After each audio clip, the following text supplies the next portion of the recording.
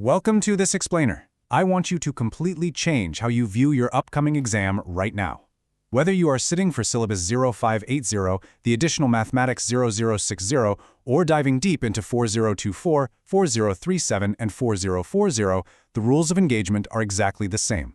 Think of your Cambridge mathematics exam not as a standard school test, but as a high-stakes, multi-billion-dollar space mission. I'm totally serious. In a space mission, there is absolutely zero margin for error. Every single calculation, every trajectory adjustment, every sequence must be absolutely perfect for a successful launch. If you miss one tiny procedural step in the engine room, that rocket doesn't make it to orbit. Today, we are focusing our mission on one of the most notoriously tricky, frustrating areas of the entire syllabus: trigonometric identities. We are talking about proofs involving tangents, secants, cosecants, and complex fractions. If you treat these like a casual math exercise where you can just wing it, you are going to crash and burn. But if you apply the exact, precise methodology that senior Cambridge examiners are actively looking for, you'll achieve perfect liftoff and secure those top-tier marks. So let's look at the launchpad failures. We see this year after year. Here we have two typical student approaches, and I want you to ask yourself which one you relate to. First, we have Alex. Now, Alex is smart. Alex has literally memorized every single formula in the textbook. But Alex's answer is a massive overload of raw mathematical facts. Alex just dumps equations onto the paper hoping something sticks, with absolutely no analytical structure or logical flow. Then we have Sam. Sam is a bundle of nerves, constantly looking at the clock, completely panicking about time. Because of this, Sam rushes through the working, skips crucial steps, and entirely misses the specific requirements of the command words in the question prompt. What do both of these exam papers have in common? They are completely covered in red pen marks from the examiner. Why do students like Alex and Sam lose so many easy marks on complex trig identities? It's incredibly frustrating, isn't it? You know the formulas. You know that sine squared plus cosine squared equals 1. Yet you walk out of the exam hall feeling confident, get your paper back a few months later, and you've lost half the marks. Why? Because you are answering the math, but you aren't demonstrating the methodology. The examiner is not a mind reader. They absolutely need to see your brain working on the page. So here is our flight plan for today's explainer. We are going to cover 5 critical stages. 1. The trig identity trap. 2. The method mark strategy. 3. The systematic procedural framework. 4. Principal examiner warnings. And finally, 5. Deconstruct, solve, evaluate. By the time we finish, you'll have a complete blueprint for these questions. Let's dive in. Stage 1 of our mission, the trig identity trap. This is all about applying concepts to unfamiliar contexts. The number one hurdle students face when they sit down in that exam hall is applying their theoretical architecture to unfamiliar scenarios. Think about it. When you are sitting in your classroom doing homework on basic identities, it feels totally safe. The context is familiar. The questions look exactly like the examples the teacher just did on the board. But Cambridge exams are specifically and intentionally designed to strip away that familiar context. They're going to present a trigonometric proof in a format you have never seen before. They might integrate it with coordinate geometry or suddenly throw in some calculus. This is exactly where the trap snaps shut. Students see an unfamiliar context, they panic, and they revert right back to Alex's strategy, dumping raw math facts and completely forgetting their analytical skills. And this brilliantly illustrates the core issue we need to fix today. The assessment framework prioritizes analytical depth over superficial breadth. What does that actually mean for you? It means the senior examiners aren't just looking to see if you memorize the identity for tangent x. Superficial breadth is knowing 100 formulas, but not knowing why or how they work together. Analytical depth is knowing exactly how to manipulate 3 core principles to logically solve a complex 10-mark question. Examiners want to see logical, structured reasoning and precise definitions. They want to see the clear, unbroken causal relationships between every single one of your steps. Moving to stage 2, the method mark strategy. This is how you earn points for process, and it is absolutely crucial. Listen closely, because this is the absolute game changer for mastering your mathematics exams. We are shifting your focus entirely away from just writing down the final answer. Instead, we are placing all of our emphasis onto the procedural framework itself. The method mark strategy is an examination marking principle where points are heavily awarded for demonstrating the correct procedural framework and analytical process. Now, you might have heard of the Peel framework used in essay writing: point, evidence, explanation, link. Well, top students use a powerful adaptation of the Peel framework specifically for mathematics. Let's break it down: principle, equation, execution, logic. You must clearly state the mathematical principle you are using. You write the precise equation. You execute the mathematical steps with perfectly clear notation. And finally, you show the logic connecting each line to the next. Why is this peel framework so incredibly powerful? Because even if you make a tiny, silly arithmetic error on the very last line of a massive proof, if your procedural framework is flawless, you will still collect the vast majority of the method marks for that question. Showcasing your methodology is the true secret to passing. You are effectively proving to the examiner that you understand the fundamental mechanics of the universe, not just that you managed to randomly guess the final destination. Before we continue, subscribe to our YouTube channel, Ace the Exams, at acetheexams_IGCSE, to excel in your Cambridge examinations. Click that subscribe button and hit the bell icon right now. Welcome to Stage 3, the Systematic Procedural Framework. This is your step-by-step guide to executing the perfect answer. It is time to transform your paper from a chaotic mess into a masterpiece. When you are faced with a complex identity, you cannot just start scribbling randomly and hoping for the best. You need a standardized processing sequence. Here is that exact 5-step sequence required to tackle any complex trigonometric problem without getting overwhelmed. Step 1. Identify key elements. This is your command word decoding.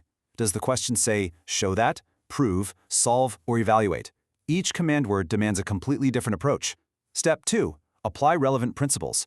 Which specific trigonometric identities are logically required here? Step 3. Execute analysis with clear working.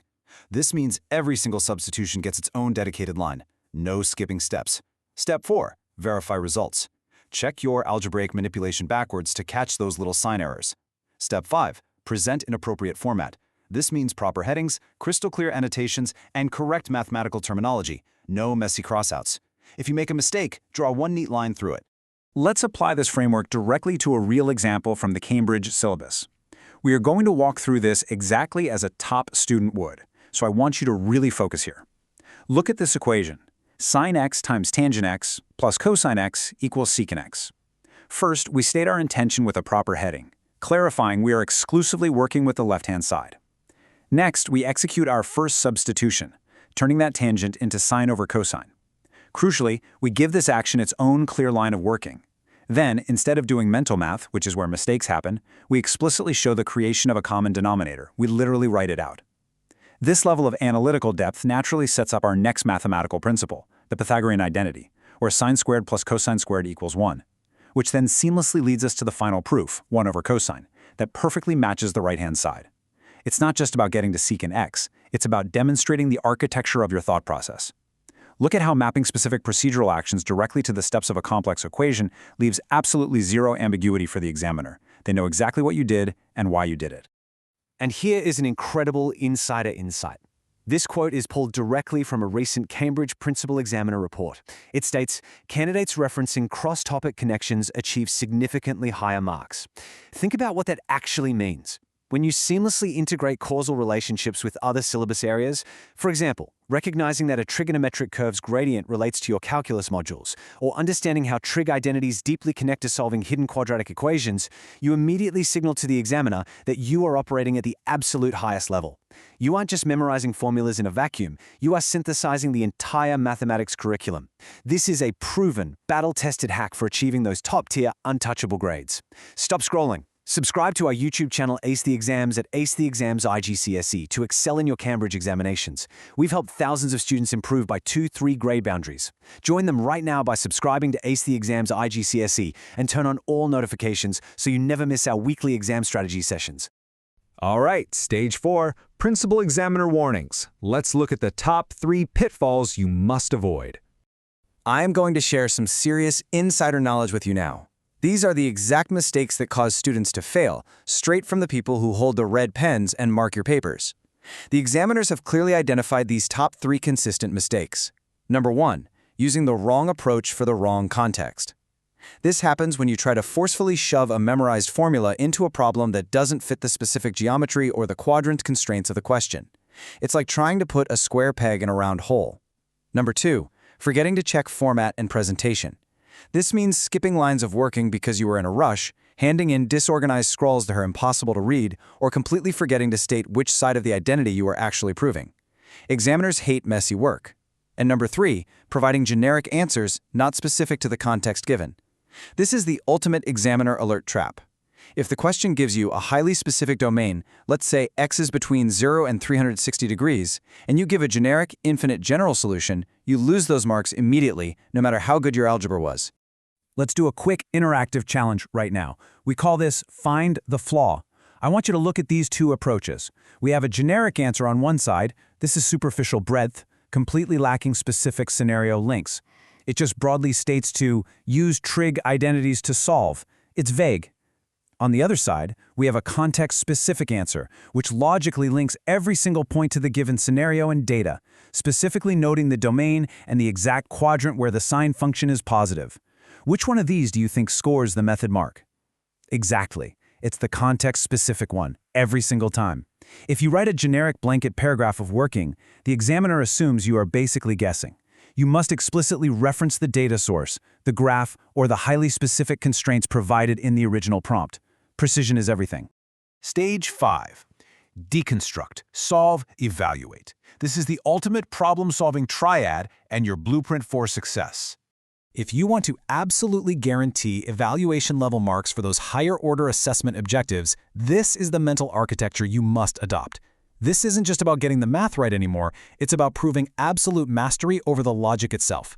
Let's break down this three-part framework used by top-scoring candidates to demonstrate deep evaluative thinking. Step 1. Deconstruct.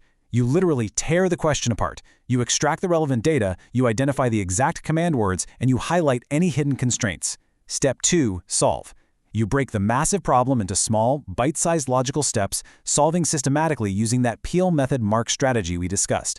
Step 3. Evaluate. You step back and check for reasonableness. If you are calculating a geometric length using trigonometry and your answer comes out as a negative number, your evaluation step should immediately catch that glaring error. You justify your final presentation and ensure it matches the command word's exact requirement. This is how you implement a flawless time management matrix, allocating the right amount of thought to the setup, the execution, and the final check. Let's apply our ultimate problem-solving triad directly to a second major trigonometric identity example to demonstrate exactly how it works in action. Let's say we have the equation sine theta over 1 plus cosine theta plus 1 plus cosine theta over sine theta, all equal to 2 cosecant theta. First, we deconstruct. Seeing two complex fractions with completely different denominators, the logical, inescapable imperative is to find a common denominator. We don't even look at the right side yet. Next, we solve systematically. We expand our numerators very carefully, keeping each expansion on its own designated line. By keeping our working clean and incredibly methodical, it becomes blindingly obvious exactly where to apply our core Pythagorean identity. This allows the complicated, messy terms to cancel out flawlessly, almost magically, until we are left with a beautifully simple ratio of 2 over sine theta. Finally, we evaluate to ensure that ratio perfectly matches the target destination on the right-hand side, which of course is 2 cosecant theta. By taking it logical step by logical step, we completely removed all risk of error. We didn't rush like Sam, and we didn't blindly dump formulas like Alex. We analyzed. So, I leave you with this final, incredibly important provocative thought. When you sit down for your Cambridge exams, are you just answering the math, or are you actively demonstrating the methodology? Because one of those gets you a barely passing grade, and the other gets you a highly coveted Cambridge distinction. When you approach these complex proofs not as an isolated, annoying math problem, but as a brilliant opportunity to showcase your flawless procedural logic, the entire test transforms. Master the methodology, and the math takes care of itself. Students who implement these mathematics strategies see an average improvement of 2 grade boundaries, but only if they practice consistently with our weekly videos. Here's your final reminder. Subscribe to our YouTube channel ACE Exams at ACEXams_IGCSE to excel in your Cambridge examinations. Subscribe right now to at ACEXams_IGCSE and click that bell. Don't let another exam pass you by. Drop a comment below with your target grade for mathematics and the biggest challenge you're facing. Our team responds to every comment. Like and share this video with a study partner. ACE Exams, your Cambridge success starts here.